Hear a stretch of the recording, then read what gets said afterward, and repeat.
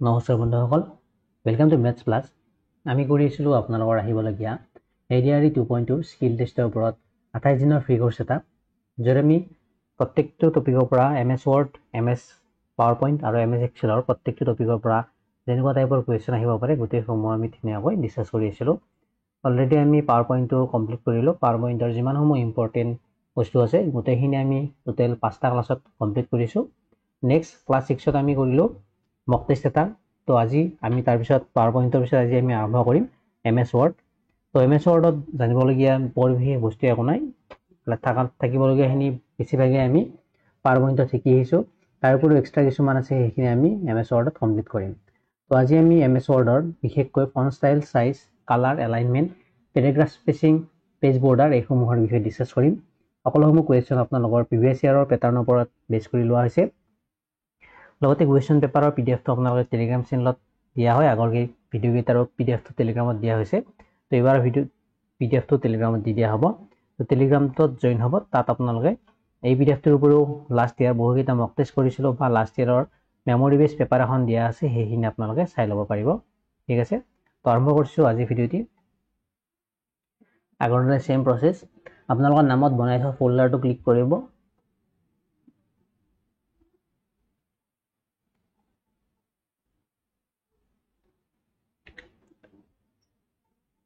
তাত MS Wordৰ ফাইলটো বিচাৰিব, এইটো।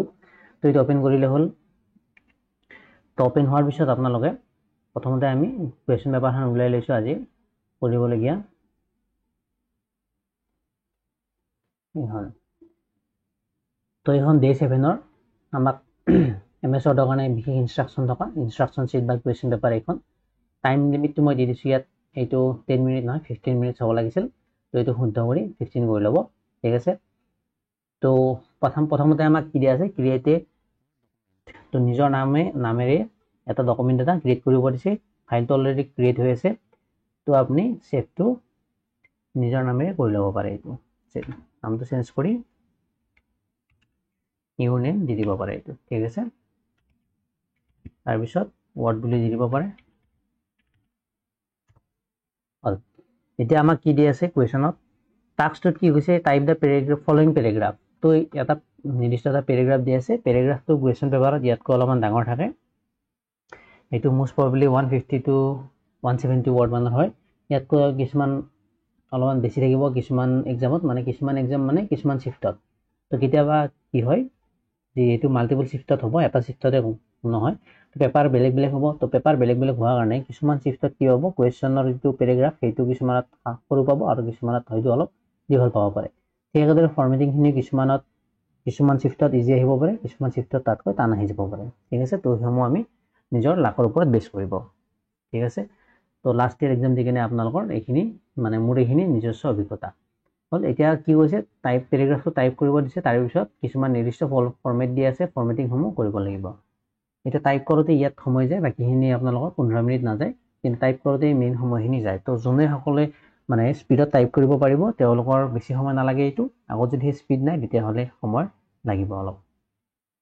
পেৰাগ্ৰাফটো টাইপ কৰি ল'লে আপোনালোকে যেনেকৈ আছে তেনেকৈ কি আছে, প্ৰথমতে মাই ইন্ট্ৰডাকশ্যন বুলি আছে, মাই ইন্ট্ৰডাকশ্যন। তো ইয়াত ৱৰ্ড ভুল হ'লেও, স্পেলিং ভুল হ'লেও আপোনালোকে এইটো লগ কাৰেকশ্যন কৰিবলৈ নাযাব। লাষ্টত তলত ৰেড আণ্ডাৰলাইন দেখা হ'ব, সেইটো পিছত কাৰেকশ্যন কৰি ল'ব পাৰে। ইয়াত যেনেকৈ পাৰে যিমান স্পীডত পাৰে প্ৰথমতে টাইপ কৰিবলৈ চেষ্টা কৰিব। মাই ইন্ট্ৰডাকশ্যনৰ পিছত আছে মাই নেম ইজ অমুক এণ্ড তাৰপিছত কমা আছে। তো সেইখিনি টাইপ কৰিলে হ'ল, মাই নেম ইজ, আপোনাৰ নামটো নিজেই টাইপ কৰি ল'ব। তাৰপিছত কমা আছে, নেক্সট আছে and I belong to dash, and to small and I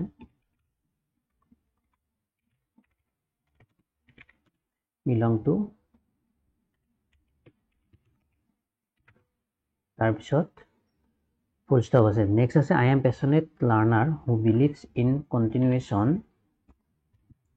next আছে I am a passionate learner. Okay,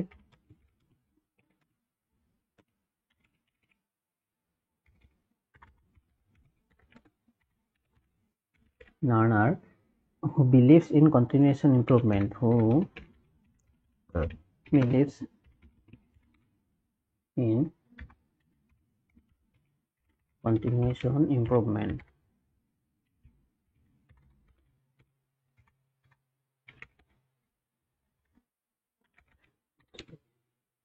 Next is reading books, exploring new places. Reading books, comma আছে তাৰপিছত exploring new places. Next, comma and working with technology, comma and working with technology.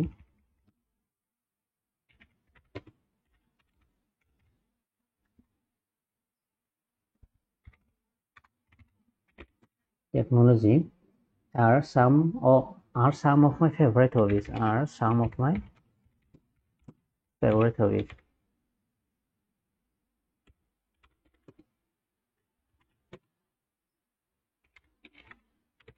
Full stop. Next I say, in my educational journey I have always been, in my educational journey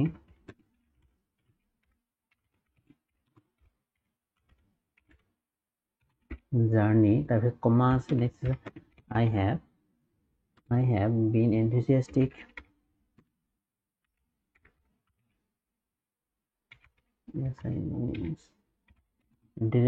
about learning new skills.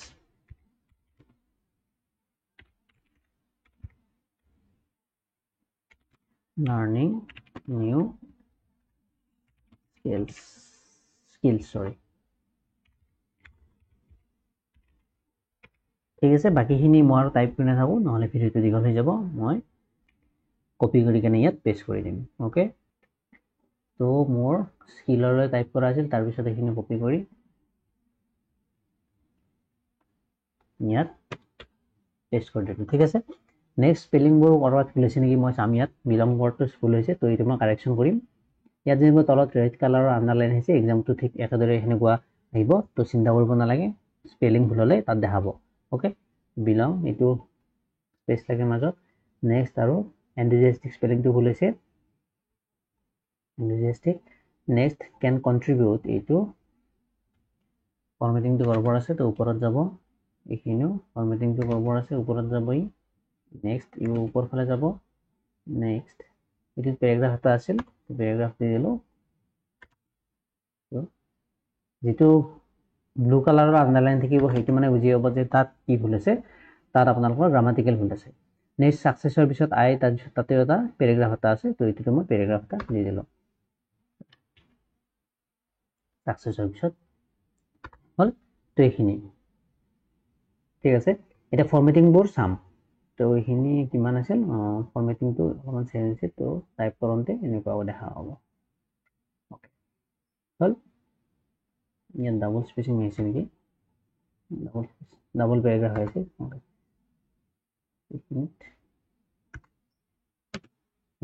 তো এনেকুৱাকৈ হ'ব type কৰাৰ পিছত আপোনালোকৰ next চাম আমি।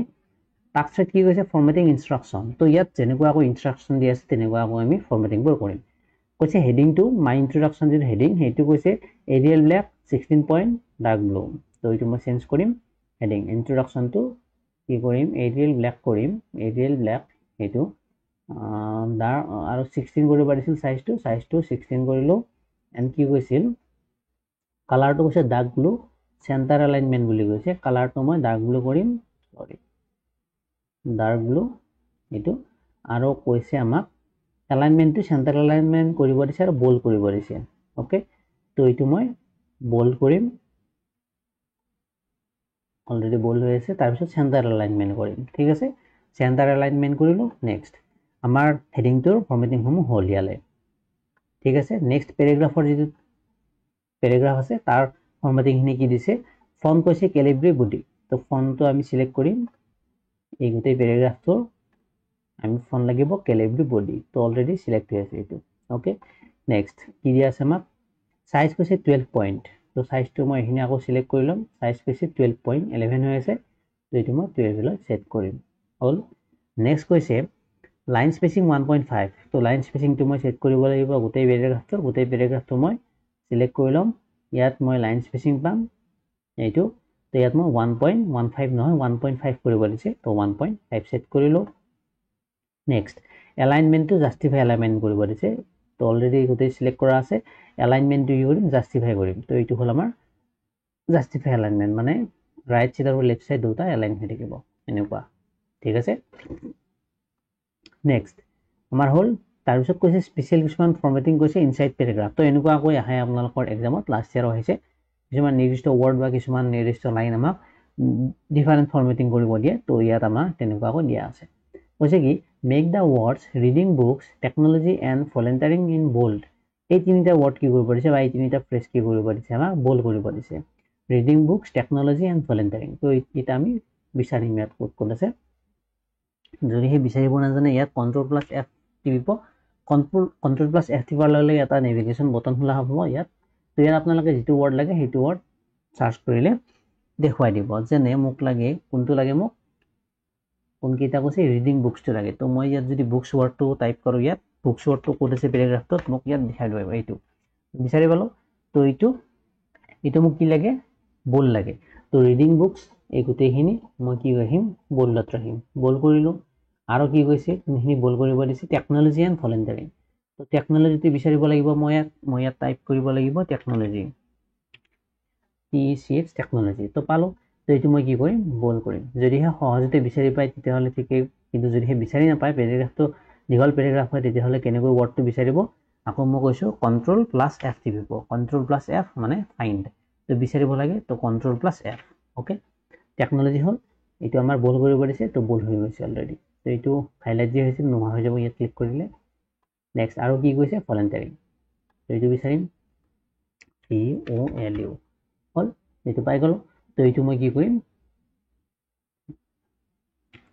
এইটো মই বোল্ড কৰিম ওকে বোল্ড হল কাটি দিম ঠিক আছে হল নেক্সট তাৰপিছত কি কৈছে make the phrase positive sense in italic তো পজিটিভ সেন্স যেটো ফ্ৰেজ এইটো আমি কি কৰিব লাগে ইটালিক কৰিব লাগে তো আকৌ মই হেতু ইয়াত বিচাৰি থাকতকৈ কি কৰিম Ctrl+F টিপিম নেক্সট আমাক লাগে পজিটিভ সেন্স তো পজিটিভ টাইপ কৰিম ইয়াত পজিটিভ